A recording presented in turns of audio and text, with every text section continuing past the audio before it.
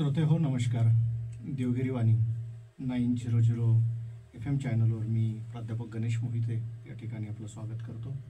आज माझ्या समवेत अखिल भारतीय मराठी साहित्य महामंडळाचे माजी अध्यक्ष, मराठवाडा साहित्य परिषदेचे विद्यमान अध्यक्ष आणि साहित्य संस्कृतीच्या क्षेत्रात आपल्या भूमिकेवर ठाम राहून साहित्य क्षेत्राला दिशा देणारे धुरीण प्राचार्य कौतिकराव ठाले पाटील या ठिकाणी आहेत. त्यांचं देवगिरी वाणीमध्ये आपण स्वागत करूया. सर नमस्कार. नमस्कार.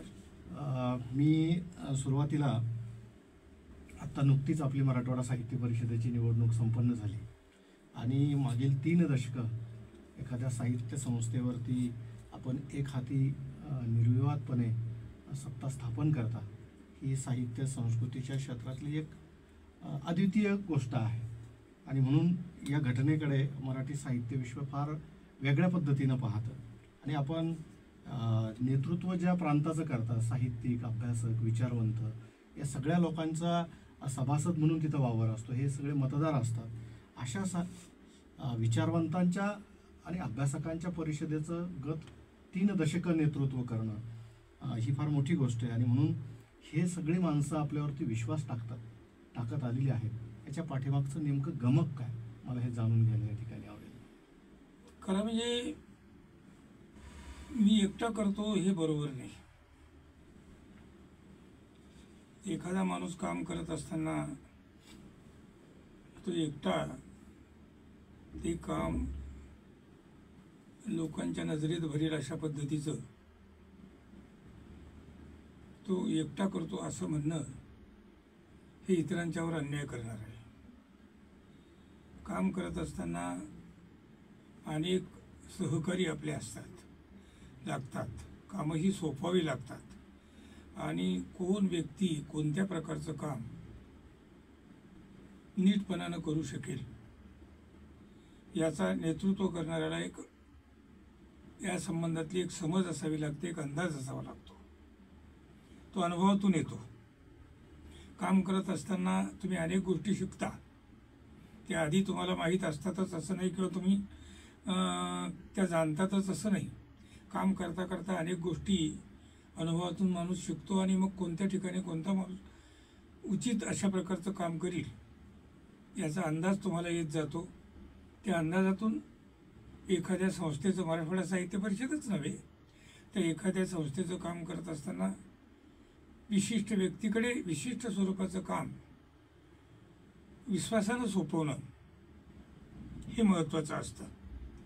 त्या व्यक्तीवर विश्वास टाकला की ती व्यक्ती काम करते. तुम्ही संशय दाखवला तर ती व्यक्ती आपली पूर्ण अशा प्रकारची समज, शक्ती तिचा वापर करील असं होत नाही. की जर मला जर माझ्यावर जर विश्वास नसेल आणि मला जर याचं श्रेय मिळणार नसेल तर मी हे कशासाठी करायचं, अशा प्रकारचे प्रश्न त्याच्यासमोर येतात, त्याच्या मनामध्ये उपस्थित होऊ शकतात आणि म्हणून पूर्ण विश्वासानं कामं जर तुम्ही सोपवली तर ती कामं होतात आणि ती त्या व्यक्तींनी केलेली कामं कुठेतरी जो संबंध त्याचं नियोजन करत असतो त्याच्या खाती जमा होतात. मला स्वतःला असं वाटतं की हे संबंध काम करत असताना जे काय झालं, फार झालं असं मी म्हणणार नाही, पण जे काय काम झालं असेल असं लोकांना वाटतं तर त्याच्यामध्ये अनेक लोकांचा वाटा आहे, अनेक लोकांचा हात आहे, सर्व सभासदांचा आहे.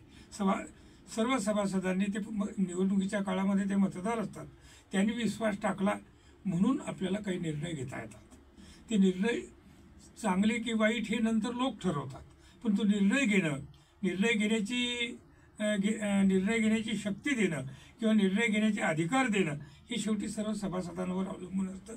आणि म्हणून हे जे सगळं काम आहे, हे सगळं काम मराठवाडा साहित्य परिषदेचे जुने नवे अलीकडे झालेले या सगळ्या सभासदांनी मिळून केलेले या नजरेनं, या दृष्टीनं मी या कामाकडे बघतो. अगदी बरोबर आहे. परंतु आमचं असं निरीक्षण आहे की साधारणतः साहित्य परिषद म्हटलं की सभासद असू द्या, मतदार असू द्या आणि जो परिषदेशी संबंधित नसेल परंतु एकूण या सगळ्या वाङ्मय व्यवहाराला जाणणारा माणूस असू द्या, तो असं नेहमी म्हणतो की ठाले पाटील आणि साहित्य परिषद, असंच आम्ही त्याच्याकडे पाहतो. आणि ठाले सर त्या ठिकाणी आहेत, ते नेतृत्व करतात, म्हणजे सगळं काही व्यवस्थित होतंय आणि साहित्य परिषद नीट चालते आणि म्हणून आम्ही त्यांच्याबरोबर आहोत असा म्हणणारा एक मोठा वर्ग आहे. आणि हे म्हणणं जे आहे हा लोकांमधला जो विश्वास आहे, हे विश्वास कमावण्यासाठी तरी तुम्ही जे काही तुमचे नेतृत्व कौशल्य असतील किंवा परिषदेविषयीची तुमची काही भूमिका असेल, संस्था पुढे घेऊन जाण्यासाठीचे स्वतःचे जे कष्ट असतील, हे सुद्धा श्रोत्यांना थोडंसं जाणून घ्यायला या ठिकाणी आवडेल. कष्टाचं ठीक आहे, कष्टापर्यंत मी समजू शकतो, पण नेतृत्व कौशल्य वगैरे निदान मी माझ्या तोंडून अशा पद्धतीनं बोलणं हे काही फार औचित्यपूर्ण होईल असं मला वाटत नाही. मी काही तसं मानत नाही, तसं समजत नाही. सबंध मराठवाड्यातले सभासद आणि हा आपला ग्रामीण भाग आहे. ग्रामीण भागापर्यंत ही जी अक्षर चळवळ आहे, ही अक्षर चळवळ या संस्थेच्या माध्यमातून पोहोचली पाहिजे असा एक दृष्टिकोन कुठेतरी मी ग्रामीण भागातून आल्यामुळं आपोआपच माझ्यामध्ये विकसित झाला असावा.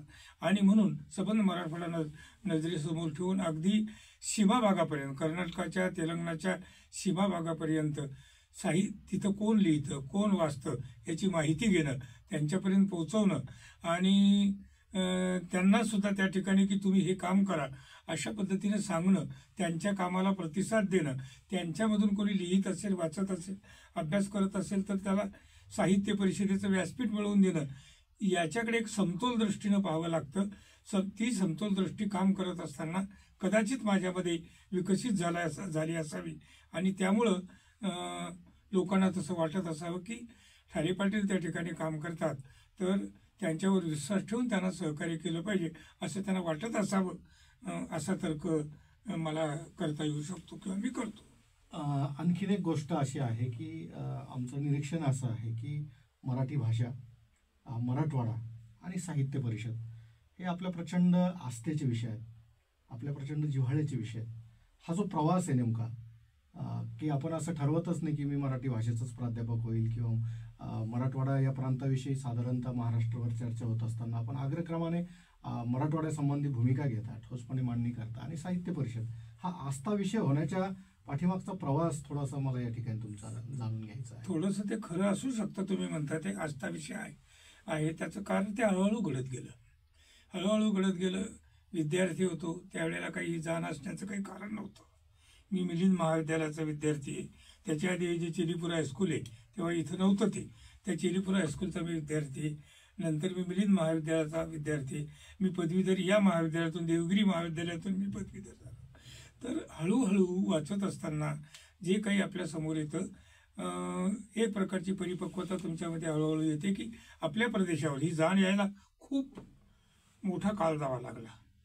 म्हणजे साधारणपणे 15-20 वर्षाचा काळ, समज आल्यानंतर 15-20 वर्षाचा काळ जसा गेला तसतशी ही जाण येत गेली की कुठेतरी आपला हा जो प्रदेश आहे हा दीर्घकाळ परभाषिकांच्या सत्तेखाली, टाचेखाली होता. आणि म्हणून या प्रदेशातील मराठी समाजाची, या प्रदेशातील मूळ समाजाची भाषिकदृष्ट्या, सांस्कृतिकदृष्ट्या कुचंबना झालेली आहे. मराठवाडा ही जी भूमी आहे, या भूमीनं मराठी भाषेला जन्म दिला हे सिद्ध झालेलं आहे, हे सगळेच सांगतात. या भूमीमध्ये सुरुवातीच्या 400 वर्षांचं मराठीतलं जे लेखन आहे ते या भूमीतल्या लेखकांनी, कवींनी केलेलं आहे. 400 वर्षांचा इतिहास मराठी वाङ्मयाचा, मराठी लेखनाचा हा फक्त मराठवाड्याचा आहे. मराठवाड्याबाहेर काहीच नाही. तुकाराम महाराजांच्या उदयापर्यंत बाहेर महत्त्वाचा अशा प्रकारचा लेखक किंवा कवी झाला असं कुठेही आपल्याला आढळत नाही. कोणीही मला सांगावं. ही जाण यायला खूप वेळ लागला. वाचत गेलो, आपण वाचत जातो, उपक्रम घेत जातो, उपक्रमांमध्ये सामील होतो. उपक्रमांमध्ये सामील होत असताना पुष्कळ वेळेला आपल्यासमोर जे लोक येतात त्या लोकांच्याकडे पाहिल्यानंतर आपले लोक, ते लोक ही आपोआपच आपल्या मनामध्ये कुठेतरी एक तुलनात्मक, एक प्रकारची तुलना सुरू होते आणि त्याच्यातून ही जाण हळूहळू तुम्हाला येते की आपलं हे असं आहे. आपल्यावर प्रचंड मोठा अन्याय 225 वर्षे, खरं म्हणजे 652 वर्षे अल्लाउद्दीन खिल्जीनं देवगिरीची सत्ता संपुष्टात आणल्यानंतर तिथून जो कालखंड सुरू झाला तर तो 17 सप्टेंबर 48 पर्यंत हा जो कालखंड आहे हा परभाषिक राज्यकर्त्यांच्या टाचेखाली, सत्तेखाली होता. आणि म्हणून इथं सांस्कृतिक अशा प्रकारची एक कुचंबना इथल्या समाजाची झालेली होती. ही जाण आल्यानंतर याचा शोध माणूस फक्त तिकडे बोलतो की याचा अभ्यास केला पाहिजे, हे पाहिलं पाहिजे, हे शोधलं पाहिजे. आणि मग ते शोधल्यानंतर हळूहळूच माझ्या असं लक्षात यायला लागलं की अरे आपल्याजवळ काहीही नसताना एवढा मोठा प्रदीर्घ काळ आपला असा गेलेला असताना सुद्धा या 60 वर्षात म्हणजे साधारणपणे 48मध्ये मराठवाडा हैदराबाद निजामाच्या सत्तेतून मुक्त झाला. 48 पासून आतापर्यंत म्हणजे 60-70 वर्षाच्या काळामध्ये मराठवाड्यानं आधुनिक मराठी वाङ्मयाच्या क्षेत्रामध्ये मराठवाडा मुक्त होईपर्यंत फारसं काहीही नसताना एखाद दुसरं बी रघुनाथांचं किंवा वाराकांतांचं नाव जर वगळलं तर काहीही नसताना केवढी मोठी झेप आम्ही घेतली की महाराष्ट्राच्या पातळी संबंधमधला जो कालखंड आहे कोरा करकरीत गेलेला, तो कोरा करकरीत गेलेला कालखंड भरून काढला. आणि त्यांच्या बरोबरीने सोबत कोणत्याही प्रकारची सुविधा आपल्याला नसताना पोचलो. हा विचार हळूहळू ती जाण आल्यानंतर की आपल्याला प्रदीर्घ काळ आपण कुठेतरी अंधारात होतो, त्यातून बाहेर आलो आणि हे भरून काढलं पाहिजे. केवळ दुसऱ्यांच्याकडे पाहून आपण जगावं असं नाही, तर या कालखंडानं कोरा करकरीत जो होता टरारून ही उभी आली आणि मोठ्या प्रमाणामध्ये या ठिकाणी लेखक वर्ग, कवींचा वर्ग, समीक्षकांचा वर्ग, विचारवंतांचा वर्ग, संस्थाचालकांचा वर्ग हा उदयाला आला. आणि त्यातून पुढे ही संस्थाही वाढली. माझ्यासारखा कार्यकर्ता त्यांनी पुढे आणला, ही संस्थाही वाढली, मलाही दृष्टी प्राप्त झाली आणि त्यातून सगळ्यांना सोबत घेऊन हे काम मी केलेलं आहे. आणि म्हणून मराठवाड्याकडे पाहणं कारण उपेक्षित भाग होता इतरांच्या तुलनेत. यशवंतराव एकदा इथं आलेले होते मुख्यमंत्री असताना, आणि मुख्यमंत्री असताना त्यावेळेला त्यांनी इथं आल्यानंतर की हा समाज फार पिचलेला आहे आणि म्हणून यांना विद्यापीठ दिलं पाहिजे, स्वतंत्र विद्यापीठ यांना दिलं पाहिजे, स्वतंत्र विद्यापीठ दिलं पाहिजे. त्यावेळेला काही लोक असं म्हणाले की 6 ते 7 महाविद्यालय फक्त असताना ज्या भूमीमध्ये ज्या प्रदेशामध्ये 6 महाविद्यालय 7 महाविद्यालय त्यांच्यासाठी कसं देता येईल. तेव्हा यशवंतराव असं म्हणाले की हा पिचलेला वर्ग आहे, शिक्षणापासून वंचित आहे, प्रदीर्घ काळ हा वंचित वर्ग आहे, आधी विद्यापीठ द्या, नंतर महाविद्यालय सुरू होतील आणि मग इथला जो समाज आहे या समाजाला शिक्षणाची दारं खुली होतील. याच्यामध्ये मला असं वाटतं की मी जे म्हणतो त्याचं मर्म हे त्याच्यामध्ये की आमचा हा गळाटलेला अशा प्रकारचा जो समाज आहे, हा जो समाज आहे यांनी बघून सुद्धा त्या कळा ज्या आहेत त्या कळा कधी दाखवल्या नाही बाकीच्या समाजाला. आपल्या कळा पचवल्या आणि त्यातून उभं राहण्याचा प्रयत्न केला. आणि म्हणून इथल्या या प्रदेशाबद्दल, या प्रदेशातल्या माणसांच्या बद्दल, त्यांना न मिळालेल्या संधीबद्दल मी वारंवार बोलतो. त्याचं कारण हे आहे. बरोबर आहे. म्हणूनच ते मराठवाडा मराठी भाषा आणि साहित्य परिषद हे आपल्या आणि भाषा आम्ही घडवली. लोक आमचे वेडे लोक असं म्हणतात की मराठवाडी बोली, अरे बोली कशी काय तुमची असू शकते. जर भाषा इथं जन्माला आली तर तीच मध्यवर्ती भाषा आहे. पुणेरी बोली असू शकते, ती मध्यवर्ती भाषा असू शकत नाही. मराठवाड्यातली भाषा ही मध्यवर्ती अशा प्रकारची भाषा आहे. आणि म्हणून मी म्हणतो की आजही आमचा खेड्यातला समाज अनेक वेळेला बोलत असताना जी जुनी माणसं आहेत या जुन्या माणसांच्या तोंडी जी काही शब्दकळा येते, ही शब्दकळा मूळ शब्दकळा आहे. ही मूळ शब्दकळा आहे. हळूहळू विकसित झाली, मध्ये थोडा खंड पाडला गेला थोडासा खंड, पण खंड पाडला तरी मूळ प्रवाह कायमच राहिला. आणि म्हणून मध्यवर्ती भाषा मराठीची जी आहे ही मराठीची मध्यवर्ती भाषा इथं जर जन्माला आली तर इथंच विकसित झालेली तो कालखंडही आम्ही आता भरून काढलेला आहे. आणि म्हणून जे कोणी मराठवाड्याची स्वतंत्र मराठवाडी बोली आहे ते अज्ञानी आहेत असं माझं स्वतःचं मत आहे. आणि तुम्ही अगदी जाहीरपणे अनेक संमेलनांच्या व्यासपीठावरून महामंडळाच्या अध्यक्ष असताना सुद्धा ही भूमिका मांडलेली आहे. आणि म्हणूनच मराठवाडा मराठी भाषा याविषयी तुमचं चिंतन सर्वश्रुत आहे. तुम्ही यशवंतरावांचा संदर्भ दिला. यशवंतरावांनी राज्यनिर्मितीनंतर साधारणतः मराठी भाषेसाठी लक्ष्मणशास्त्री जोशी वगैरे यासारखे माणसं सोबत घेऊन खूप चांगलं काम केलं, संस्थात्मक काम केलं. आणि अलीकडे आता तुम्ही सुद्धा एका एवढ्या मोठ्या संस्थेचं नेतृत्व करता आणि केंद्र सरकारनं मराठी भाषेला अभिजात भाषेचा दर्जा दिला आहे. आणि एकूण आपल्या सगळ्या भाषेची सध्याची स्थिती आपण पाहतो, या सगळ्या गोष्टीकडे तुम्ही कसं पाहता? अभिजात भाषा म्हणून दर्जा मिळाल्यानंतर मराठी समाजाला काय फायदा होईल? माझं स्वतःचं मत असं आहे की अभिजात भाषा असं जे बोललं जात होतं आणि तिला मान्यता देणारे हे कोण, हा प्रश्न मी आधीपासून उपस्थित करतो. ऋषिकेश कांबळे यांचा जो यांच्यासाठी जो गौरव ग्रंथ लिहिला गेलेला त्यात माझा पहिलाच लेख आहे. आणि मला अशाच प्रकारचा विषय त्यांनी भाषेसंबंधीचा दिलेला होता. त्यात मी हा मुद्दा मांडलेला आहे. ते कोण आम्हाला देणार? मुळामध्ये जी भाषा अभिजात आहे, जी भाषा मुळात अभिजात आहे, ते म्हणतात म्हणून ती अभिजात होईल असं नाही. ती आहेच मुळी. तुम्ही मागताय तिला दर्जा, तो फक्त काही निधी मिळावा म्हणून. भारत सरकारकडून काही निधी उपलब्ध व्हावा भाषेच्या विकासासाठी म्हणून तुम्ही तो मागताय. पण मला स्वतःला असं काही वाटत नाही की हे सरकार महाराष्ट्राकडे ज्या नजरेनं बघतं, आपण बघतोच आता मराठीला अभिजात भाषेचा दर्जा दिला, 2 शब्द फक्त त्याने वापरले, याच्या पलीकडे काही नाही. पण ते काही देतील तिच्या विकासासाठी याच्यावर माझा विश्वास नाही.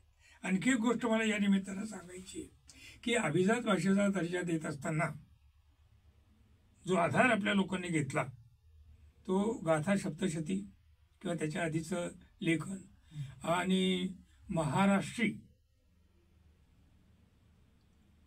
ही त्या काळातली ज्या अनेक भाषा होत्या प्राकृत त्यामधली एक महाराष्ट्रीमधली जी काही रूपं होती ती रूपं मराठीची जोडून हिचं प्राचीनत्व त्यांनी सांगितलेलं आहे. मी हे एवढ्यासाठी सांगतो, मी सहमत आहे की नाही हा मुद्दा वेगळा, पण शब्द दिवाळी अंकामध्ये हरिश्चंद्र थोरातांनी संपादकीय त्या दिवाळी अंकाला लिहिलेले, ते वाचण्यासारखं आहे. पण अलीकडे वाचतो कोणीच वाचत नाही. कोणाला काही वाचायचं नाहीये, कोणाला काही जाणून घ्यायचं नाहीये, कोणाला वाद घालायचा नाहीये, कोणाला दुसऱ्याचं मत खोडायचं नाहीये, आपलं मत मांडायचं नाहीये. म्हणून हरिश्चंद्र थोरातांचा ते जे संपादकीय ते वाया गेलं असं माझं स्वतःचं मत. आज सकाळीच मी बोललो त्यांच्याशी, तुम्ही येण्यापूर्वी, तुम्ही भेटण्यापूर्वी मी त्या संपादकीयाबद्दल त्यांच्याशी बोलत होतो की तुम्ही लिहिलं, मी याच्या थोडंसं विरुद्ध अशा प्रकारचं लेखन एका गौरव ग्रंथाच्या निमित्तानं मी केलेलं आहे. आणि तुम्ही जे म्हणता त्याच पद्धतीचं, म्हणजे तुम्ही जे कोडून काढता त्या पद्धतीचं मतप्रतिपादन मी त्याच्यामध्ये केलेलं आहे बाकीच्यांच्यासारखंच. पण तुमचं म्हणणं सुद्धा विचार करण्यासारखं आहे. कारण बाकीच्या भाषा ह्या अपभ्रंश आहे, तर महाराष्ट्री सुद्धा त्या काळामध्ये अपभ्रंश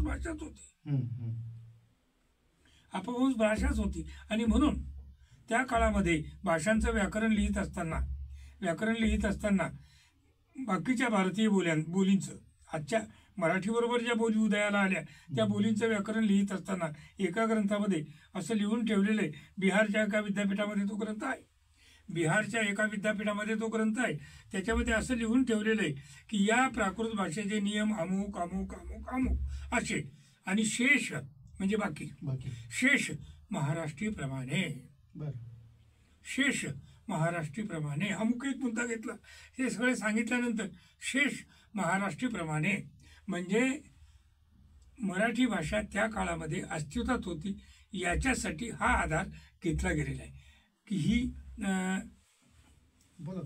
मराठी भाषा ही अभिजात आहे. अभिजातता सिद्ध करण्यासाठी हा आधार घेतला गेलेला आहे त्याच्यामध्ये की ही फार प्राचीन भाषा आहे, ही फार जुनी आहे. कारण हिचे व्याकरणाचे नियम, हिचे लेखनाचे नियम इतर भाषांनी उचललेले, ह्या नंतरच्या भाषा आहेत, ह्या सगळ्या नंतरच्या भाषा आहेत असं त्याच्यामध्ये म्हटलेलं आहे. म्हणून महाराष्ट्री थोरातांनी जो मुद्दा उपस्थित केला की ही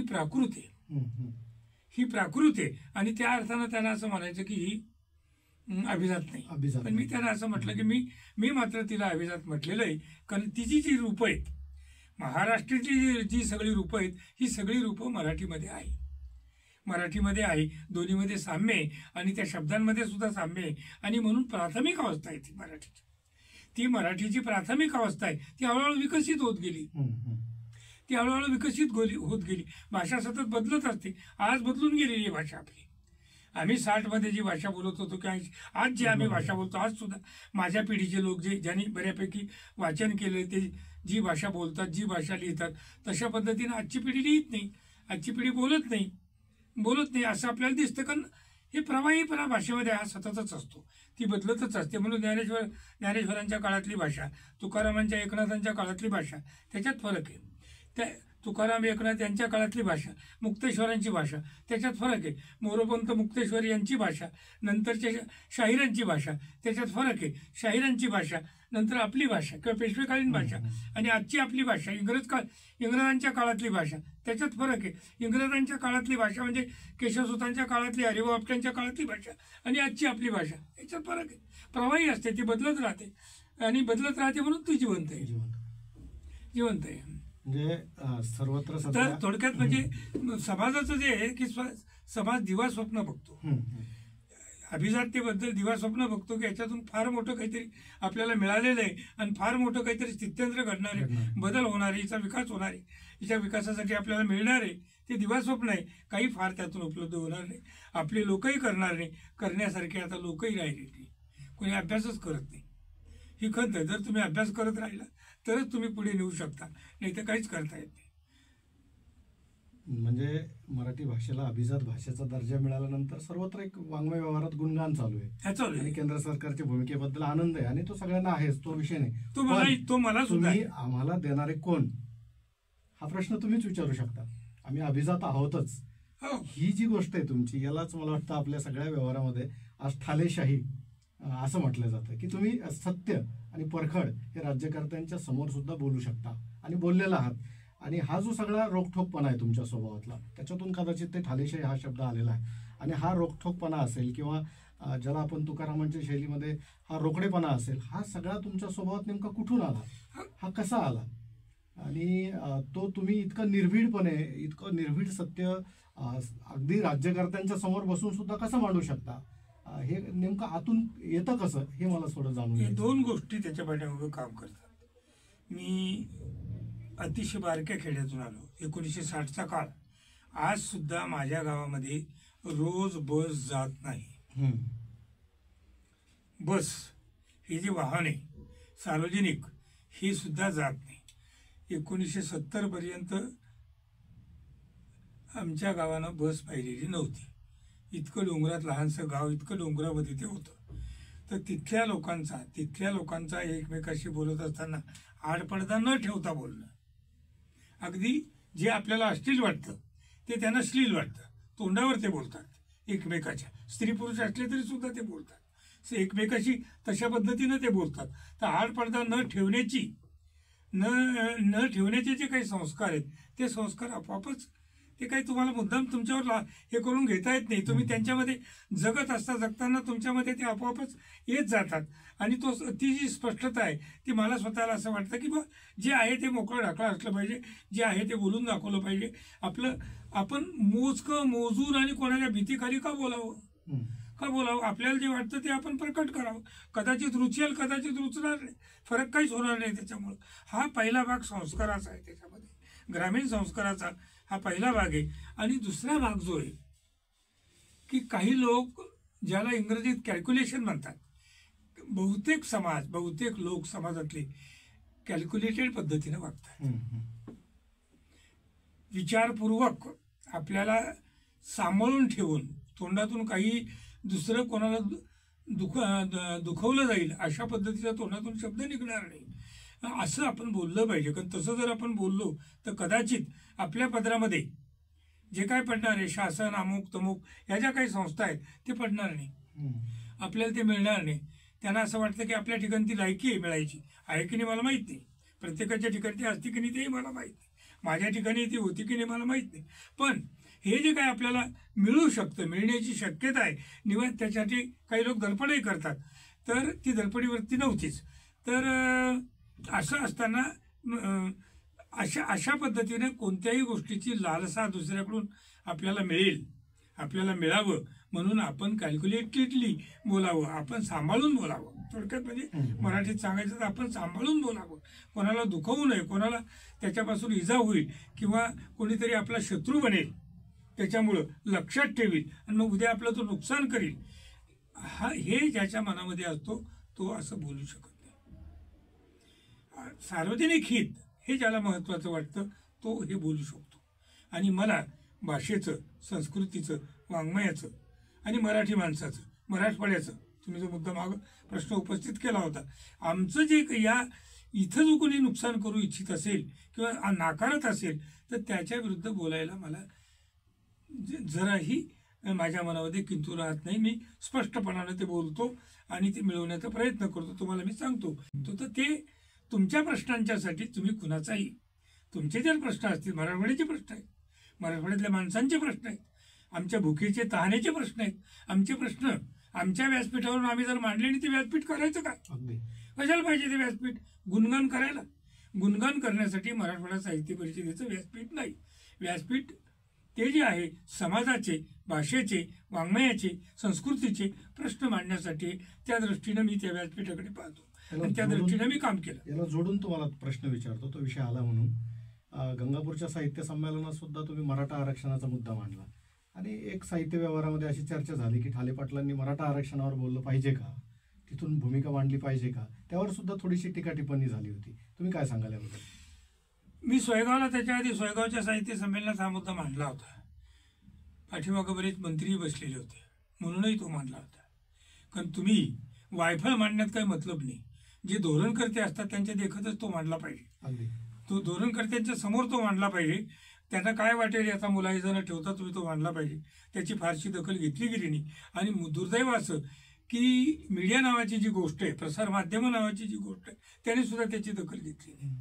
आंदोलन होतंय, समाज रस्त्यावर आलेला आहे, एक समाज रस्त्यावर आलेला आहे.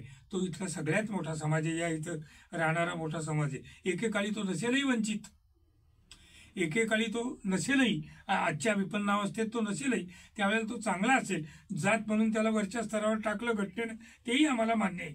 आणि घटनेला डावलून तुम्हाला काही करता येत नाही, हेही आम्हाला मान्य आहे. पण आज त्या समाजाचं चित्र उलटंपालटं झालेलं आहे.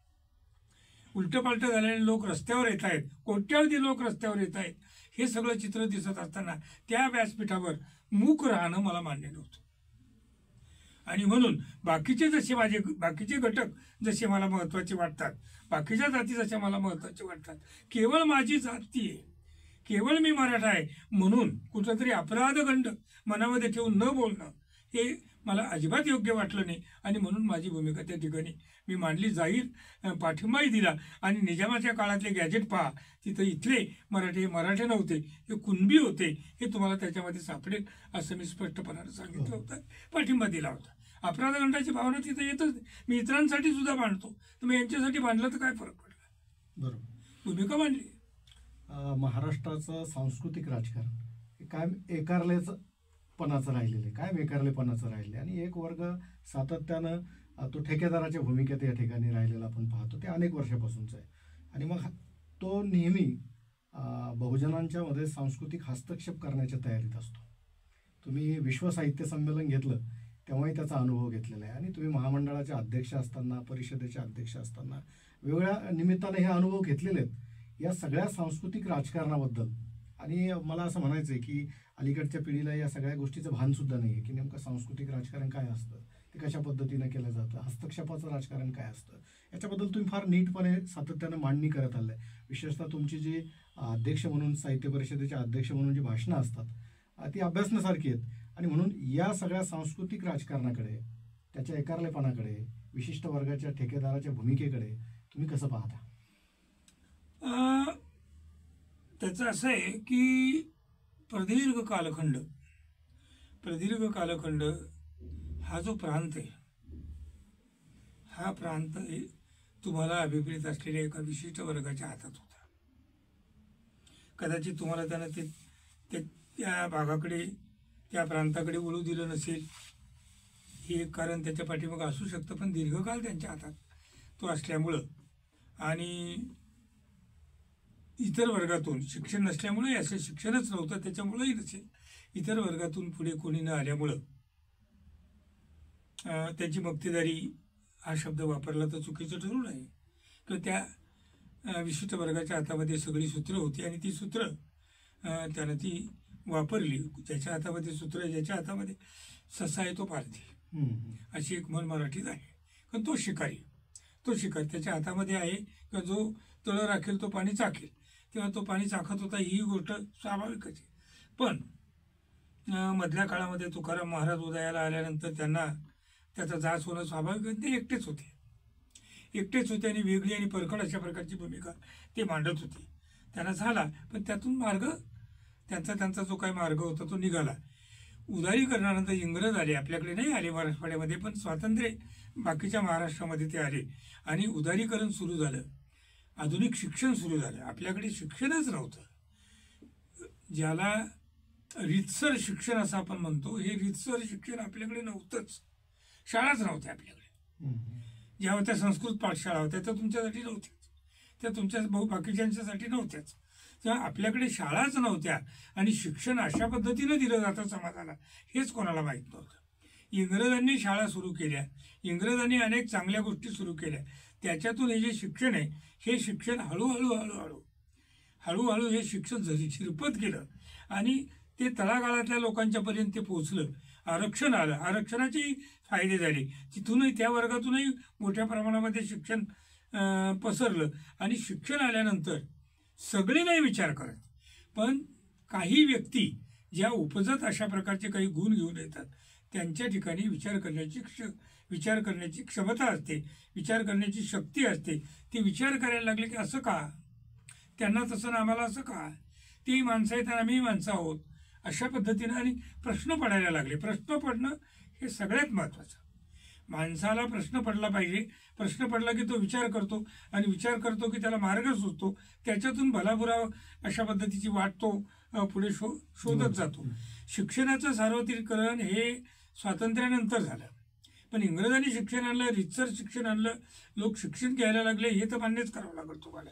आणि मग प्रसार झाल्यानंतर खेड्यापाड्यातला, विविध जाती जमातीतला, अगदी आदिवासींच्या मधला हा सगळा वर्ग हळूहळू, अजूनही काही लोक वंचित आहेत आजसुद्धा, त्यांच्यापर्यंत ते पोहोचलं पाहिजे असं माझं मत आहे.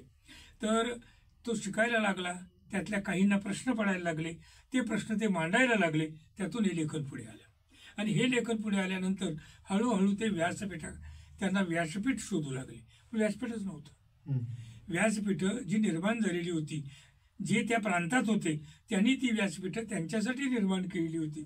या व्यासपीठावर आपल्यालाही जागा मिळावी असं बाकीच्यांना वाटायला लागलं आणि तो धडका मारायला लागला, असा शब्द वापरता येईल आपल्याला. तो त्या व्यासपीठावर धडका मारायला लागला.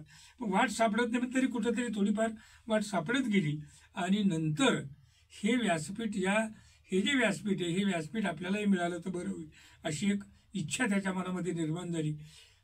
थोडी जागा त्याला मिळत गेली आणि मला स्वतःला असं वाटतं की मी औरंगाबादच्या साहित्य संमेलनामध्ये 2004 झालं, 20 वर्षापूर्वी मी माझं जे भाषण केलेलं होतं त्याच्यामध्ये म्हटलेलं होतं आणि आता नुकत्याच झालेल्या संमेलनात स्पष्टच म्हटलं की आता उलटं झालं, चित्र उलटं झालेलं. कारण व्यासपीठावर त्यांचा जो वर्ग तुम्हाला अभिप्रेत आहे त्यातला एखाद दुसराच माणूस असतो, बाकीचं सगळं व्यासपीठ ह्या बाकीच्या लोकांनी व्यापलेलं आपल्याला आढळतं. फरक इतकाच आहे की तो वर्ग जो विचार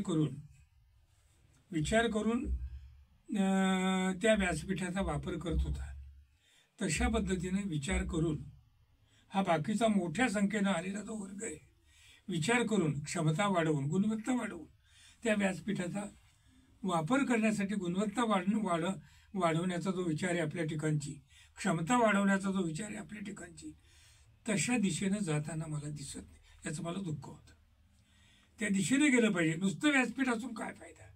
2 ओळी कुठेतरी प्रत्येकाला व्यक्त व्हावंसं वाटणं हे आपण समजू शकतो. तो व्यक्त झाला, पण आम्ही काय व्यक्त झालो याच्यावर विचार करायला पाहिजे.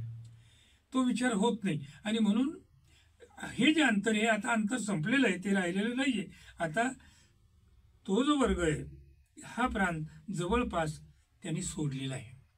या प्रांताच्या ते बाहेर पडलेले, ते आता या प्रांतात नाही. जीवन कसं सुखी होईल, पैसा अधिकाधिक कसा मिळेल, आपण कसे समृद्ध होऊ, आपण सत्तेत येऊ, राजकीय सत्तेत येऊ, केंद्रस्थानी राहू, त्या मार्गानं अशा पद्धतीनं ते आता निवड करत आहेत. आणि तुम्ही आता या प्रांतामध्ये तुमचे लोक जे सुरू पाहत आहेत त्याच्यासाठी जो किमान अशा प्रकारची पातळी आपली वाढवायला पाहिजे. ती पातळी वाढवण्याच्या दृष्टीनं फारसा बोटावर मोजण्या इतके अपवाद असू शकतात, फारसा कोणी विचार करत नाही. म्हणून मान्यवर लेखक, मान्यवर कवी, मान्यवर विचारवंत, मान्यवर समीक्षक यांना लोक नाव ठेवतात. यांना हे लोक यांना काहीच समजत नाही, फक्त 4 रेघा ओढतात, 4 ओळी लिहितात, पण समज कोणत्याही प्रकारची नाही, ज्यानं दुसऱ्याचं काहीही वाचलेलं नाही, असे हे जे लोक आहेत त्यांना मिळतं ना आम्हाला कसं मिळत नाही, ते बहुतेक त्यांचे नातलग असावेत, ते त्यांच्या जवळचे असावेत. अशा पद्धतीची जी टीकाटिप्पणी करतात ही दुर्दैवी आहे, ही दुर्दैवी आहे. म्हणून आता ते चित्र राहिलेलं नाही, चित्र बदललेलं आहे. बदललेल्या चित्रामध्ये या वर्गानं आपला कस, आपली गुणवत्ता, आपली क्षमता, आपली विचारशक्ती वाढवण्याची गरज आहे, ती प्राप्त करण्याची गरज आहे असं मला वाटतं. तर ती जागा तुम्हाला घेता येईल, नाही तर नाही घेता येईल. महत्त्वाचा सल्ला आहे खरं म्हणजे हा.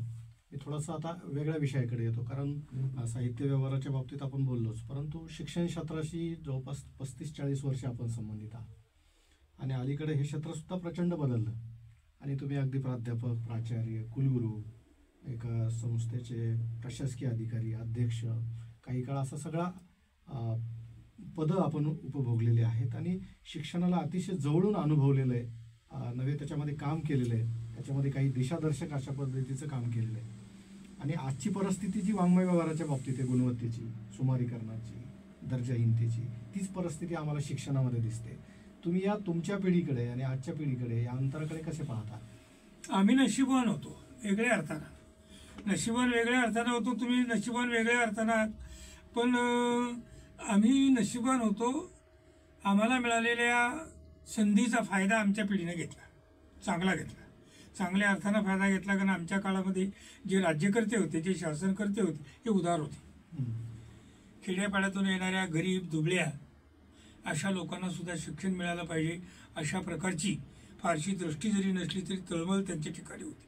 काहींच्या ठिकाणी दृष्टी पण होती, काहींच्या ठिकाणी दृष्टी होती, तळमळही होती. पण ज्यांच्याजवळ दृष्टी नव्हती पण इतरांचं पाहून त्यांच्यासारखं आपण आपल्या समाजासाठी, आपल्या म्हणजे जातीसाठी नाही, आपला समाज म्हणजे जात नाही, एकूण समाजासाठी आपण काहीतरी केलं पाहिजे, गरीब दुबळ्यासाठी केलं पाहिजे. म्हणून त्याने अनेक गोष्टी आणण्याचा प्रयत्न यथाशक्ती त्या प्रत्येकानं केलेला आहे.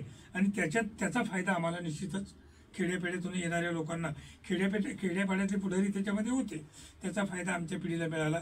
आमच्या पिढीला चांगले शिक्षकही त्या काळामध्ये मिळाले, चांगले शिक्षक मिळाले. मग ते भाषा शिक्षक असतील, गणिताचे शिक्षक असतील, आणखी कशाचे शिक्षक असतील, त्या विषयामध्ये त्यांनी आपले विद्यार्थी कसे पारंगत नाही तर निदान समज असलेली, माहिती तरी पूर्ण त्यांच्यापर्यंत पोहोचेल अशा प्रकारचे असतील, असं ते जातीनं पाहत असत. त्याच्यातून तो विद्यार्थी वर्ग घडला आणि काहीतरी त्या विद्यार्थ्याला, आमच्या पिढीच्या लोकांना काहीतरी करता आलं, किमान त्याला त्याचं घर उभं करता. म्हणजे सगळ्यात खालची गोष्ट जर कोणती असेल तर समाजासाठी नाही काही केलं तरी निदान आपलं घर उभं करणं, आपलं घर उभं करणं, नीटनेटकं करणं, मुलांना शिक्षण देणं, मुलींना शिक्षण देणं, हे जे किंवा आपल्या अवतीभोवतीच्या लोकांकडे पाहणं, सहानुभूतीनं पाहणं, त्यांच्याशी संवाद करणं, हे आमच्या पिढीनं अनुभवलं, आमच्या पिढीनं ते केलं. पुढे सगळं तुमच्या पिढीला ऐकतं मिळालं. आम्हाला वाचनालय नव्हतं, आम्हाला पुस्तक मिळत नव्हतं, मासिक म्हणजे काय हे आम्हाला माहीत नव्हतं, कादंबरी म्हणजे काय हे आम्हाला माहीत नव्हतं. क्रमिक पुस्तकातूनच आम्ही शिकलो. आमचं वाचन म्हणजे क्रमिक पुस्तकामध्ये जे असेल तेवढंच वाचन. आत्रे आणि घाटे, खांडेकर आणि ठोकळ, याच्या बाहेर आम्ही गेलो नाही. ही संपादित, आमच्या वेळेची क्रमिक पुस्तकं संपादित होती, याच्या गेलो नाही. पण त्याच्यातून आम्हाला एक कळलं की खाली गिरीश नाव लिहिलेलं आहे, खाली केशवसूत नाव लिहिलेलं आहे, खाली गोविंदाग्रज नाव लिहिलेलं आहे. हे गोविंदाग्रज काय भानगडे, ही केशवसूत काय भानगडे, हे गिरीश काय भानगडे, असं हे प्रश्न, बी काय भानगडे असे प्रश्न पडल्यामुळं हा कवी आहे. हरिभाऊ काय भानगडे, हरिनारायण आपटे याने जी मोठी कथा लिहिली ती कादंबरी, यानं काळ तर मोठा कठीणाला ही लहान गोष्ट लिहिली, तर ही कथा आहे, हे आम्हाला त्याच्यातून कळलं. आमच्या क्रमिक पुस्तकांच्या मधून हे आम्हाला कळलं. आज तसं नाही, कारण आमचं काहीच नव्हतं वाचायला, खेड्यात काही वाचायला वर्तमानपत्रात सुद्धा नव्हतं. मी सांगितलं की आमच्या गावामध्ये बस येत नव्हती, वर्तमानपत्र कुठून येणार, अशा प्रकारची परिस्थिती त्या काळामध्ये होती. आज तुमच्याकडे खेड्यापाड्यामध्ये शाळा आहे, तिथे छोटी मोठी ग्रंथालय होती, आता हे काल परवा उघडलेलं नाही. म्हणजे धंदा करणाऱ्यांनी ज्या शाळा उघडल्या त्या शाळा मला अभिप्रेत नाही. आधीच्या लोकांनी ज्या शाळा उघडल्या, मग त्या खाजगी असतील किंवा जिल्हा परिषदेच्या शाळा, या पूर्वीच्या सरकारी शाळा आहेत किंवा सरकारी शाळा असतील, या शाळांच्यामध्ये उत्तम अशा प्रकारची थोडी का होईना पुस्तकं असायची. शासन त्यांना निधी त्या वाचनासाठी, लेखनासाठी, पुस्तकांच्यासाठी विशिष्ट प्रकारचा, विशिष्ट टक्क्यात निधी द्यायचा. त्याच्यात ती हेडमास्तर पुस्तकं विकत घ्यायची आणि आठवड्यातून एकाला जर कोणाला वाचायचं असेल मुलाला तर पुस्तकं द्यायची. त्याच्यातून काही विकसित झाली, त्यातून अंदाजा पाटील त्याच्यातून विकसित झालेले आहे. तर हे जे आहे हे तुमच्या पिढीला मिळालं, नंतरच्या पिढ्यांना हे सगळं मिळालं, त्यांच्या दारापर्यंत सगळं पोहोचलं. परंतु तिची सवय लावून घ्यायला पाहिजे. ती सवय त्यांच्यापैकी फार थोड्याने लावून घेतली, त्यातून काही आले पुढे, त्यांनी थोड्याने लावून घेतली. त्याचा जो उपयोग करून घ्यायला पाहिजे. आणि आपली दृष्टी शेवटी वाचनानं व्यापक होते. वाचनानं दृष्टी व्यापक होते. वाचनानं माणूस सगळीकडे पाहू शकतो. तुम्हाला जग कळू शकतं. तुम्ही जरी प्रत्यक्ष हिमालयात गेला नसला तरी हिमालय नावाचा एक जगातला सगळ्यात मोठा पर्वत आहे एवढं तर तुम्हाला नक्कीच त्याच्यातून कळतं. सगळ्यात उंच कोणता आहे तर हाय अमकं हे शिखर आहे. आणि बर्फ कोणत्या ठिकाणी पडतो तर स्वित्झर्लंडमध्ये अमुक ठिकाणी तो पडतो. एवढं तरी निदान आपल्यापर्यंत वाचनापर्यंत पोहोचतं. त्याची माहिती ही आपल्यापर्यंत पोहोचते. याचा जो उपयोग करून घ्यायला पाहिजे तो उपयोग पुढच्या पिढ्यांनी ज्या प्रमाणात करून घ्यायला पाहिजे त्या प्रमाणात करून घेतल्याने पुढच्या पिढ्या अधिक व्यावसायिक झाल्या, अधिक आत्मकेंद्रित झाल्या. माझ्यापुरतं मी पाहीन एवढाच विचार. पुढच्या कदाचित परिस्थिती त्याला प्रतिकूल असेल, कारण राजकीय चित्रसुद्धा बदललं. उदार अशा प्रकारचे जे काही धोरणकर्ते होते त्या उदार धोरणकर्त्यांच्या ठिकाणी अनुदार आणि भ्रष्ट अशा प्रकारचे धोरणकर्ते सत्तेत आले. आणि त्या भ्रष्टतेनं ह्या सगळ्या ज्या काही सुविधा ज्या योजनांच्यामुळं लोकांपर्यंत पोहोचत होत्या त्या सगळ्या गिळून टाकल्या. म्हणून शिक्षकच नाही. मी गंगापूरच्या संमेलनामध्ये माझ्या भाषणामध्ये त्या हटकर नावाच्या तासावर म्हणजे तासिकांवर काम करणाऱ्या प्राध्यापकाचा प्रश्न मी मांडलेला होता. त्याने तिची कोंडी नावाची कादंबरी लिहिलेली. भाषेच्या दृष्टीने चांगली नाही, तपशील आहे पण भाषेच्या दृष्टीने चांगली नाही, मांडणीच्या दृष्टीने चांगली नाही. पण जो मूलभूत प्रश्न त्याने घेतलेला आहे लिहिण्यासाठी तो प्रश्न खास आहे, जिवंत आहे, ज्वलंत आहे. हा जो प्रश्न आहे हा प्रश्न मांडून कुठेतरी याच्या विरोधामध्ये तरुण पेटले पाहिजे, आंदोलन केलं पाहिजे, शासनाला वाकवलं पाहिजे. हे घडत नाही.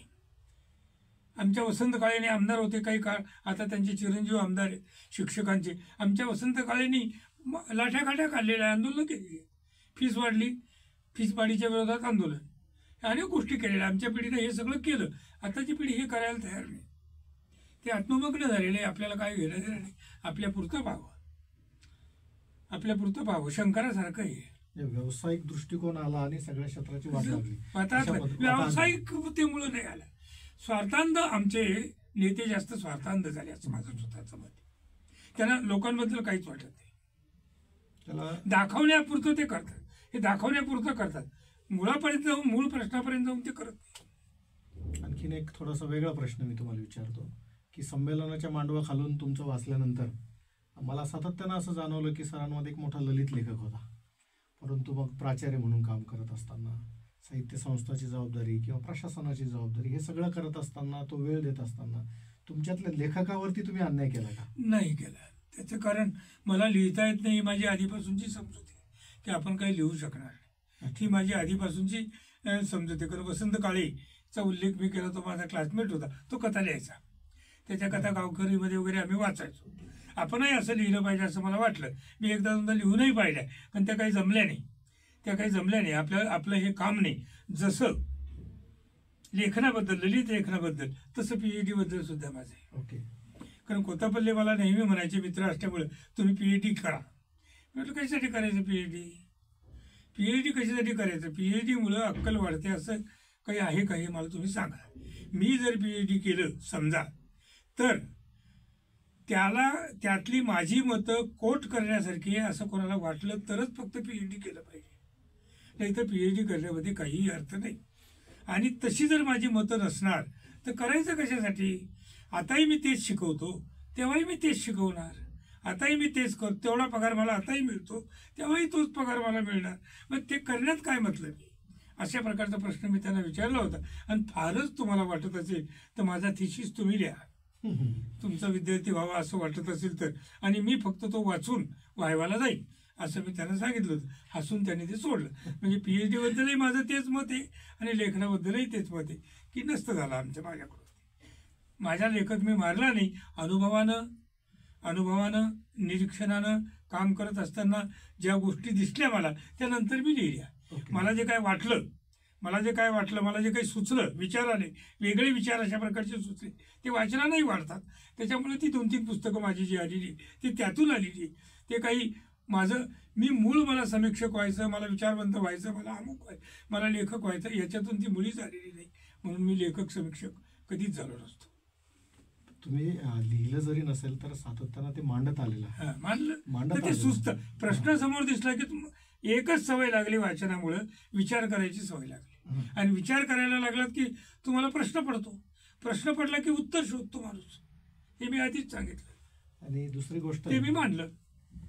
त्याला जोडूनच घेतो मी. दुसरी गोष्ट, घरामध्ये एक मोठा कवी, भारतीय पातळीवर नाव असणारा एक मोठा कवी, अनुराधा पाटलांसारखा, त्यांची कविता, त्या कवितेबद्दलची तुमची मतं किंवा तुमच्या दोघांचं असणारं नातं आम्ही जेव्हा जवळून पाहतो ते फारच आम्हाला वेगळं भावतं. म्हणजे एक आंतरिक वीण तुमची जी आहे ती प्रचंड घट्ट आहे.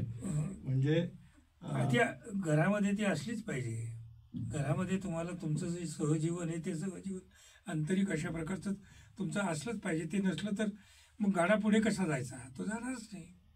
पण बाईंची कविता तुमच्यासमोर मोठी होत असताना तुम्ही मराठीचे प्राध्यापक आणि बाईंची एकूण अगदी सुरुवातीपासूनची कविता, त्यांची अगदी शेवटच्या कविता संग्रहापर्यंत हे सगळं तुम्ही पाहत आलाय, तुम्ही अनुभवत आलाय. बाईंनी काय मांडलंय तुम्ही पाहताय. आणि इतकी सगळी या मोठ्या कवितेचा प्रवास तुमच्या समोरचा आहे. आणि आजूबाजूचं वातावरण सुद्धा तुम्ही पाहताय. आजूबाजूचे सगळे कवी तुम्ही पाहताय, मंचे कवी पाहताय, स्टेजवरचे कवी पाहताय किंवा दीर्घपणे काही लिहू पाहणारे, बोलू पाहणारे सगळे कवी पाहत.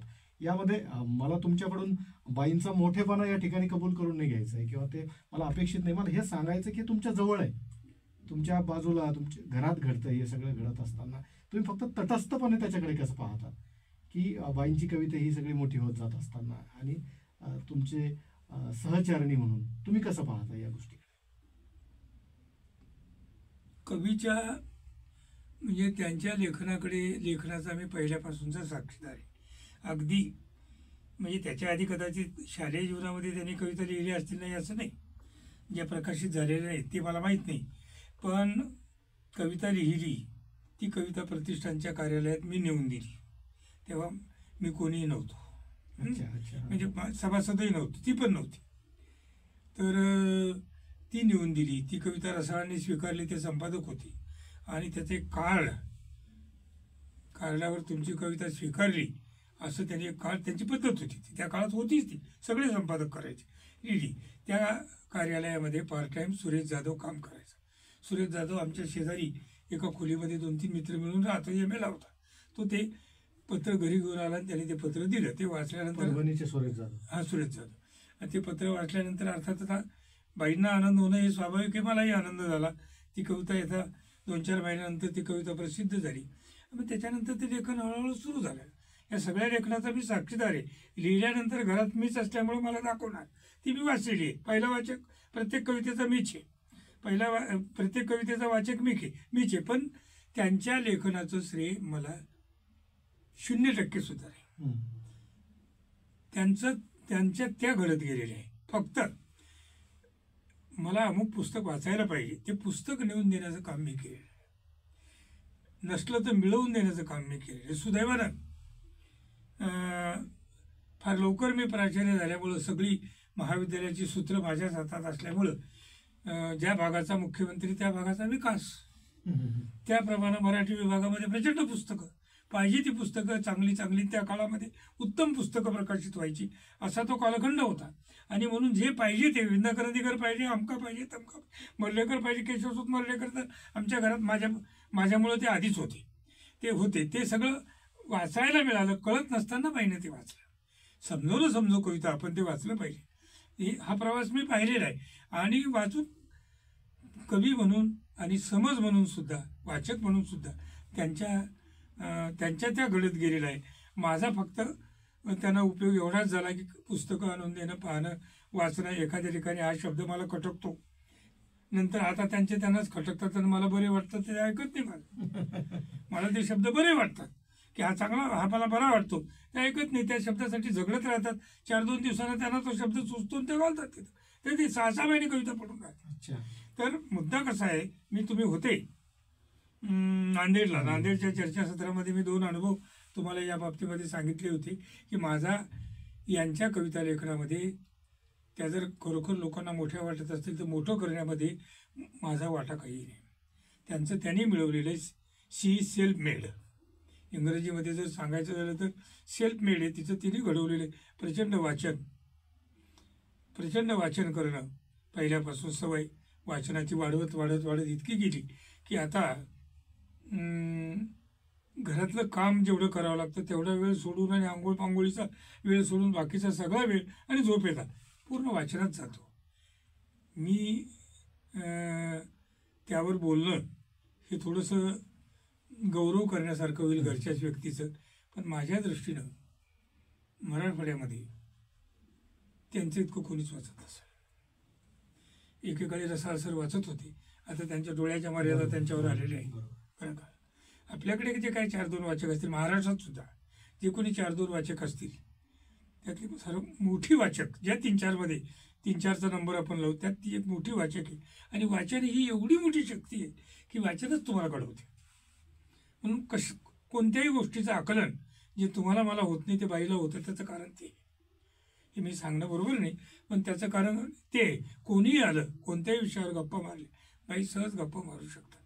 आणि ते इतक्या रंजक पद्धतीनं असतं की लोक मला हातकणंगलेकर सारखे लोक 2-2 तास गप्पा मारायचे, वसंत अवतारांसारखे घरी येऊन गप्पा मारायचे, दिगंबर पाद्य मारायचे, थोरा सर पाटणकर मारतात, हे तुम्ही टेप का करत नाही असे अनेक वेळेला प्रश्न त्याने मारायचे.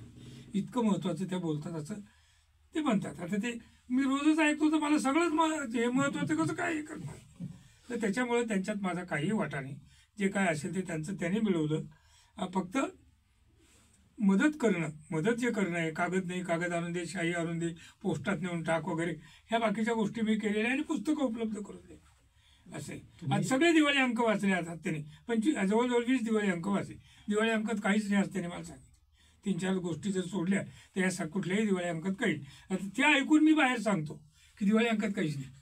हा माझा फायदा झाला तर मला झाला, त्याला काही झालं ते तुम्ही साक्षीदार आहात म्हणूनच तो प्रश्न मी विचारला की मी तुम्हाला तिथं नांदेडला मी असं म्हटलं होतं की कविता कशी लिहायची आणि कविता कशी लक्षात राहते.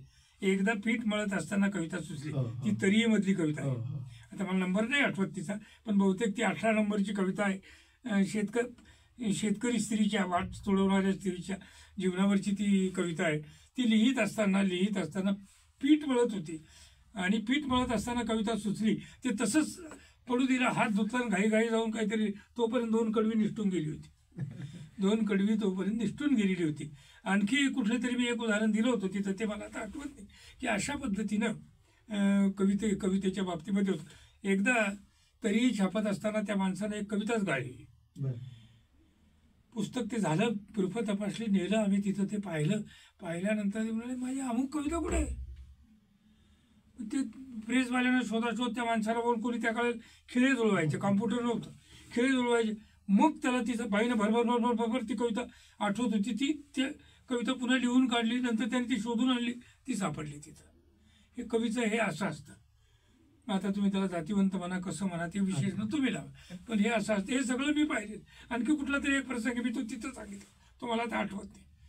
तर याचा मी साक्षीदार आहे की कवीला काय करावं लागतं, काय सोडावं लागतं आणि कवीच्या यात्रा काय हे मी सांगू शकतो. तुम्ही साक्षीदार म्हणूनच तो प्रश्न या ठिकाणी विचारला, कारण नवी पिढी वाचत नाही. पण आता तासभर झाला ना. हो, नवी पिढी वाचत नाही. आपण अगदी शेवटाकडे येऊ. शेवटी मी तुम्हाला असं म्हणेल की यावर्षीचं संमेलन दिल्लीमध्ये होत आहे आणि बऱ्याच वर्षानंतर दिल्लीमध्ये संमेलन होत आहे. राजधानीमध्ये संमेलन होणं, राजधानीमध्ये मराठी भाषेची चर्चा होणं, एक या गोष्टीकडे तुम्ही कसं पाहता? त्याचे काही फायदे तोटे आहेत का? मला असं वाटतं की दिल्लीच्या साहित्य संमेलनाचं निमंत्रण मी साहित्य महामंडळाचा अध्यक्ष असताना 4 वर्षापूर्वी 5 वर्षापूर्वी चाललेलं होतं आणि मी त्याच्यावर प्रखर टीका केली होती. एक अक्षरयात्रा हे जे महामंडळाचं वार्षिक आहे त्याच्यामध्ये तो 22-23 पानी लेख मी माझा छापलेला होता आणि 10-1 पानं निदान त्या साहित्य संमेलनाच्या निमित्तानं मी त्याच्यावर लिहिलेली होती. आणि त्या संस्थेवर मी आक्षेप घेतलेला होता. 1964 दिल्लीला साहित्य संमेलन घेणं आणि आज 224मध्ये म्हणजे 60-70 वर्षानंतर दिल्लीला साहित्य संमेलन घेणं, याच्यामध्ये गुणात्मक फरक पडलेला आहे. गुणात्मक फरक असा की स्वातंत्र्य मिळालं, लोक दिल्लीमध्ये निरनिळ्या कामानं मराठी माणसं गेली, काही थोडीफार आधीचीच असतील त्या ठिकाणी, तिथं मराठी शिकवलं जात होतं, आपली सत्ता सुद्धा होती, अप्रत्यक्ष सत्ता म्हणूया आपण.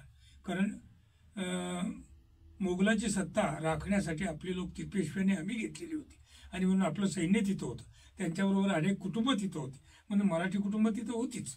त्याच्यानंतर अनेक लोक नोकरीच्या निमित्तानं गेले आणि साधारणपणे करोल बाग आणि पहाडगंज या 2 मोठ्या भागांमध्ये मराठी माणसानं खोल्या घेऊन ते राहिले.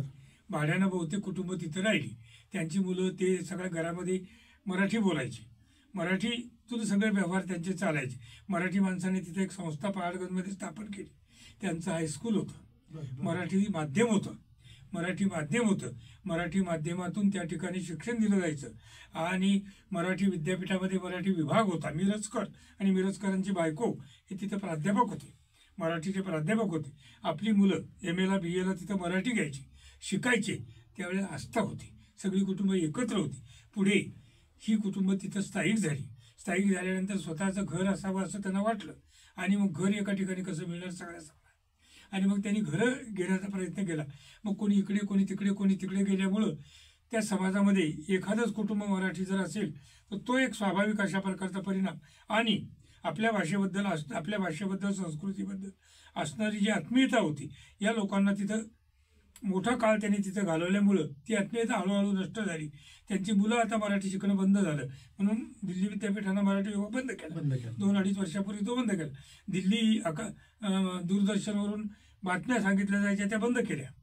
आता चूक येते त्यांची, ते सगळं बंद झालेलं आहे. त्यामुळं आता 64मध्ये जो मोठा वर्ग, यशवंतराव चंद्रचूड म्हणजे यांचे वडील हे सरन्यायाधीश होते, यशवंतराव चंद्रचूड हे आपले यशवंतराव आणि बाकीचे अनेक मराठी खासदार, आमदार नव्हे, खासदार, मंत्री आणि अनेक कुटुंब, अधिकारी हे सगळे एकत्रित यायचे, त्यांना आस्था व्हायची. एरवी ती भेटायचे, इकडचे लोक बोलवायचे, त्यांच्या कथाकथन ठेवायचे, त्यांचं काव्यवाचन ठेवायचे, हे सगळं ते करायचे. त्यामुळं संघटित अशा प्रकारचा तो वर्ग होता. आता सगळा वर्ग विस्कळीत झालेला आहे, म्हणून दिल्लीला आता कोणतीही आस्था त्यांच्यावर भाषेबद्दल राहिलेली नाही, याच्या भाषेबद्दल नाही, संस्कृतीबद्दल नाही, वाङ्मयाबद्दल त्यांना राहिलेली नाही. म्हणून आता दिल्लीला संमेलन देऊ नये या मताचा मी होतो, म्हणून मी नाकारलो होतो. आता ते त्यांनी दिलं, ते घेता येते घेतील, आपले जे लोक जातील. ज्याचा उद्घाटनाचा कार्यक्रम जर सोडला तर पुढे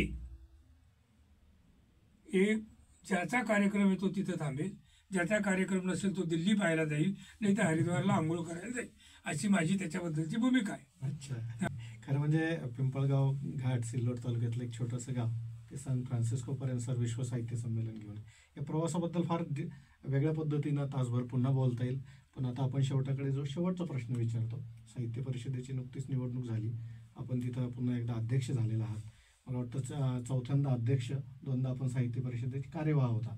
आता या पुढच्या 5 वर्षामध्ये साहित्य परिषदेचे काय नियोजन आहे, काय भूमिका आहे, त्याविषयी बोलू आणि आपण थांबूया. ढोबळमानानं मला असं सांगता येईल, मराठवाड्यातल्या खेड्यापाड्यापर्यंत साहित्य परिषद पोचावी, तिचं काम तिथपर्यंत चालावं, हा विचार मी बरेच दिवस करत होतो, माझे सहकारी करत होते आणि ते आपण दूरवरपर्यंत पोहोचवण्याचा, इकडे सोयगाव, तिकडे देगलूर, तिकडे गुंजोटी, उमरगा, उदगीर अशा सगळ्या ठिकाणी, इकडे कन्नड, अशा सगळ्या ठिकाणी आपण पोचलेलो आहोत आणि काम करतोय. हा एक टप्पा पूर्ण झाला असं मी म्हणत नाही, पण एका टप्प्यामध्ये काही कामं जे करायचं होतं त्यातलं काही एक कामं मराठवाडा साहित्य परिषदेने केलेली आहे, ती आणखी करावीत, आणखी कुठं जाता येईल, उपेक्षित ठिकाणी, राहून गेलेल्या ठिकाणी, हा एक विचार. दुसरी गोष्ट, मी आधी बोललो की 400 वर्षाचा मराठी वाङ्मयाचा, आधीच्या 400 वर्षाचा इतिहास आमचा आहे. सगळं लेखन आमच्या लेखकांनी केलेलं आहे, सगळे मोठे लेखक हे मराठवाड्यातले आहेत. नंतर 60 नंतर सुद्धा खूप आधुनिक मराठी साहित्यामध्ये सुद्धा महत्त्वाचे अशा प्रकारचे कवी, महानवरांच्या सारखे, अनुराधा पाटलांचा उल्लेख तुम्ही केला, त्यांच्यासारखे, फमू शिंदे, लक्ष्मीकांत दांबोळी यांच्यासारखे, बोरांच्यासारखे कादंबरीकार, कुरुंदकरांच्या सारखा विचारवंत, रसाळांच्या सारखा समीक्षक, वैचारिक लेखन करणारे नरेंद्र चपळगावकर, आणखी खूप लोक आहेत. खूप मोठ्या प्रमाणामध्ये आमच्या लोकांनी काम केलेलं आहे. तेव्हा याचा पण एक इतिहास लिहिला गेला पाहिजे. तर संबंध इतिहास मराठवाड्यातल्या लेखकाने निर्माण केलेल्या वाङ्मयाचा, म्हणजे मराठवाड्यातल्या मराठी वाङ्मयाचा इतिहास याचा प्रकल्प हाती घेऊन तो 2 वर्षात पूर्ण करावा आणि 3ऱ्या वर्षी तो ग्रंथ बाहेर यावा. प्रल्हाद लुलेकर यांनी तो लिहिलेला आहे, पण तो एका व्यक्तीने लिहिलेला इतिहास आहे. अनेक अभ्यासकांच्या नजरेतून हा इतिहास लिहिला जावा असा एक विचार आहे आणि त्या दृष्टीनं तो एक प्रकल्प हाती घेतलेलाच आहे असं आता म्हणायला काही हरकत नाही. तो फक्त लोकांनी सहकार्य दिलं तर पूर्ण आपल्याला करता येईल. माझ्या अगोदरच्या बोलण्यामध्ये आलं की मराठी इथं जन्माला आल्यामुळं मराठी ही इथली मध्यवर्ती अशा प्रकारची मराठी ही मराठवाड्यात जन्माला आली. अनेक शब्दरूपं तिची आज खेड्यापाड्यामध्ये आज बोलली जातात, उद्या बोलली जाणार नाहीत, ती नष्ट होईल. म्हणून ती शब्दरूपं जमा करावीत, एकत्रित करावी, त्याचा एक कोश करावा आणि तो मराठवाडा साहित्य परिषदेला प्रसिद्ध करावा. 2, आणखी एक नवा प्रकल्प माझ्या डोक्यात आहे. तो खरं म्हणजे आधीच झालेला शिवाजी महाराजांनी लिहिलेला राज्यव्यवहार कोश. याची एक आवृत्ती आधी निघालेली होती. दुसरी आवृत्ती कालच मला शोध लागला की ती मराठवाडा साहित्य परिषदेनंच 1956 मध्ये प्रकाशित केली. पण त्यावेळेला मराठवाडा साहित्य परिषद ही हैदराबादहून इथं स्थलांतरित झाली होती की नाही हा शोध घेतला पाहिजे. कारण 56 हे स्थलांतराचं वर्ष आहे. 56 हे स्थलांतराचं वर्ष आहे. पण घेतली की नाही तो एक शोध घेतला पाहिजे. आपल्या ग्रंथालयात सुद्धा ते मिळतं का पुस्तक ते पाहायला पाहिजे आणि ते पुन्हा एकदा आपण दुसरं कोणाला काही पडलेलं नाही आहे, कोणत्याही संस्थेला काही पडलेलं नाही आहे. त्यामुळं हा राज्य व्यवहार कोश आपण प्रसिद्ध करायला पाहिजे मराठवाडा साहित्य परिषदेला. कारण आपण जर मूळ आहोत, संस्थात्मक दृष्टीनं नव्हे तर भाषेच्या दृष्टीनं आम्ही जर मूळ आहोत तर ही आमची जबाबदारी आहे असं मला स्वतःला वाटतं. आणि म्हणून ती जबाबदारी स्वीकारून तो राज्य व्यवहार कोश हा प्रकाशित करण्याचा एक विचार माझ्या मनामध्ये नुकताच आला. कालच मी ते वाचलं आणि मला वाटलं की आपल्याला केलं पाहिजे. ते सांगण्याची संधी पहिल्यांदा तुमच्या देवगिरी वाणीनं मला दिली, म्हणून मी देवगिरी वाणीचे आभार मानतो. धन्यवाद सर. खूप दीर्घ अशा पद्धतीची चर्चा या ठिकाणी केली. साहित्य परिषदेने आणि आपण जे प्रकल्प हाती घेतले त्यासाठी देवगिरी वाणीच्या वतीने आपल्याला शुभेच्छा. शेवटचा एक प्रश्न आपण घेऊयात की देवगिरी वाणी मराठवाडा शिक्षण प्रसारक मंडळानं FM चॅनल सुरू केलं आहे. या माध्यमातून आपण नव्या पिढीसाठी, लिहिणाऱ्या पिढीसाठी, वाचणाऱ्या पिढीसाठी काय संदेश द्याल? मी आधीच सांगितलं की मी लेखक नाही, समीक्षक नाही, विचारवंतही नाही, एक वाचक मात्र आहे. आणि वाचक म्हणून मी तरुण पिढीला असं सांगू इच्छितो की वाचनाशिवाय गत्यंतर नाही. आणि म्हणून अलीकडचे लेखक, कवी दुसऱ्याचं काही वाचत नाही. ज्येष्ठ कादंबरीकार आपले मित्र देवगिरी महाविद्यालयाचे माजी प्राचार्य रारम बोराडे यांनी एका भाषणामध्ये असं सांगितलं होतं की एक लेखक त्यांचं पुस्तक घेऊन त्यांच्याकडे गेला आणि हे पुस्तक तुम्ही वाचा असं सांगितलं त्यांना. आणि मला कळवा काय म्हणजे मी कसं लिहिलं वगैरे यावर तुमचा अभिप्राय द्या असं त्यांनी सांगितलं. तेव्हा बोराडेंनी आणि तो निघाल्यानंतर बोराडेंनी त्याला बोलावून घेतलं आणि त्याला प्रश्न विचारला की तू कोणाकोणाचं काय वाचलेलं आहे. तर तो असं म्हणाला की मी दुसऱ्याच्या शेतातला ऊस खात नसतो, मी फक्त माझ्या शेतातला माझंच लिहितो, माझंच वाचतो, दुसऱ्याचं मी काहीच करत नाही. तेव्हा या पद्धतीनं जे आजचे लेखक, कवी वागताना आपल्याला दिसतात, त्यांनी असं जर केलं तर ते कधीही मोठे होणार नाहीत. म्हणून आपल्याला लेखक म्हणून, समीक्षक म्हणून, वाचक म्हणून जर मोठं व्हायचं असेल, समजशक्ती आपल्यामध्ये जर यायची असेल तर आपल्या आधीच्या अनेक पिढ्यांनी, ज्ञानेश्वरांच्यापासून किंवा त्याच्या आधीपासून अगदी नाथ संप्रदायातल्या लोकांच्या पासून आणि आधी कोणी काय काय केलेलं आहे याची नीट माहिती करून घेणं गरजेचं आहे. ती त्यांनी घेतली पाहिजे, नीट माहिती करून घेतली पाहिजे, ते वाचलं पाहिजे. मधल्या कालखंडातले एकनाथ, तुकाराम, मुक्तेश्वर वगैरे यांच्याकडेही त्यांनी गेलं पाहिजे. आणि आपल्या आधी आधुनिक लेखकांनी इंग्रज इथं आल्यानंतर हरिभाऊ आपटे, केशवसूत यांच्यापासून जे आधुनिक साहित्य सुरू झालेले याच्यापासून तर आजपर्यंत ते उदयाला येईपर्यंत, हे नवे लेखक उदयाला येईपर्यंत आधीच्या महत्त्वाच्या लेखकांनी काय लिहिलेलं आहे, कवींनी काय लिहिलेलं आहे, हे पाहून घेणं, जाणून घेणं गरजेचं आहे. आणि मग याच्यापेक्षा वेगळं आपल्याला काय करायचं आहे याचा विचार त्यांना करता येऊ शकतो. त्यासाठी ह्या गोष्टी आवश्यक आहे. आणि त्यांनी खूप वाचलं पाहिजे, निरनिराळ्या लोकांचं वाचलं पाहिजे.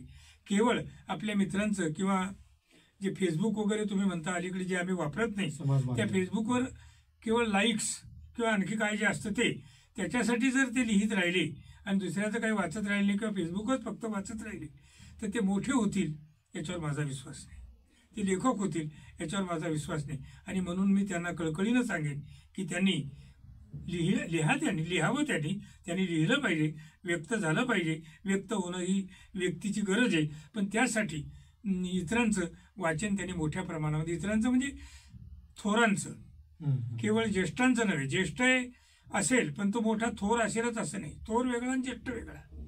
ज्येष्ठांचं, उत्तम लेखन करणाऱ्यांचं वाचन हे त्यांनी केलं पाहिजे. तर त्यांच्या लेखनाला त्यातून दिशा मिळू शकेल. त्यांना मी शुभेच्छा देतो. धन्यवाद सर, आपण या ठिकाणी आलात, मनमोकळेपणाने गप्पा मारल्या त्यासाठी देवगिरी वाणिज्य होते.